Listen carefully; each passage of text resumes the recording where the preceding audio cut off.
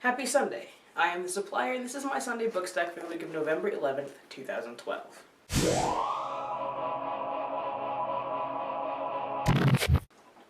So it's been a couple of weeks since my last stack, and I think it's about time for another one.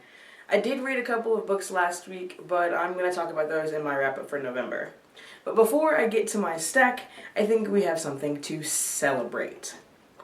The supplier has broken 100 subscribers on YouTube, and that's kind of exciting. I've been a booktuber for about a year and a half now, and I feel like this is a milestone. Now, I'm not really someone who celebrates things, so I'm not really sure what I should do outside of saying thank you for watching. I appreciate it more than I can say. And now the stack. My Twitter friend Jen and I were talking, and she recommended Colin Fisher by Ashley Edward Miller and Jack Stentz. And Jen said this would probably appeal to me as a reader, as the writers of this novel are also the writers of X-Men First Class and the movie Thor. So Colin has just started his freshman year of high school. He has Asperger's, and because of it he has difficulty reading people's facial expressions. And then when a gun goes off in the cafeteria and the school bully, note that the school bully is the same guy who on the first day of school put Colin's head in the toilet, is blamed for it, Colin investigates to clear the bully's name. I'm excited about this one, partially because it looks cool and partially because I really like taking recommendations, so Colin Fisher. Second in the stack this week is Necromancing the Stone by Lish McBride. This is the sequel to Hold Me Closer, Necromancer, which I thought was fantastic. In Necromancing the Stone, Sam has to figure out how to use all of this power that he finds out that he has, except he doesn't know how to, and he doesn't know how to keep himself from getting his behind kicked all the time and figure out who's threatening his sister. So I'm hoping this one is going to be as amusing and as creepy as the last one.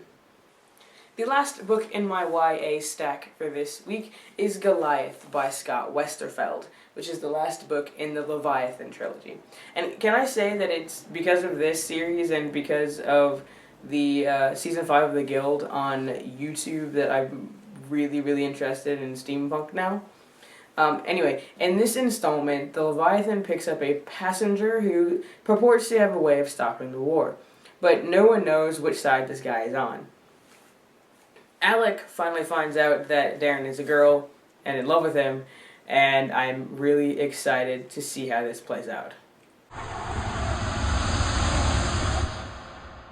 On Tuesday last week, I talked about me and Earl and the dying girl, and the question of the week was, would you make friends with someone who was dying?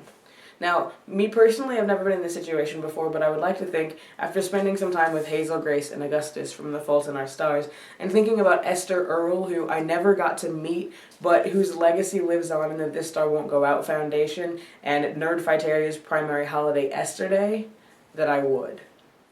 A number of members of Reading Room 211 answered this week's question. The neatest thing about the responses this week is they started to respond not only to the question, but also to each other, which means they were reading previous comments. So Rainbow Tiger and Monkey 1026, who we've heard from a couple of times, and I have no idea how this username was created, said that she wouldn't make friends with someone who is dying because she wouldn't want to end up being so sad.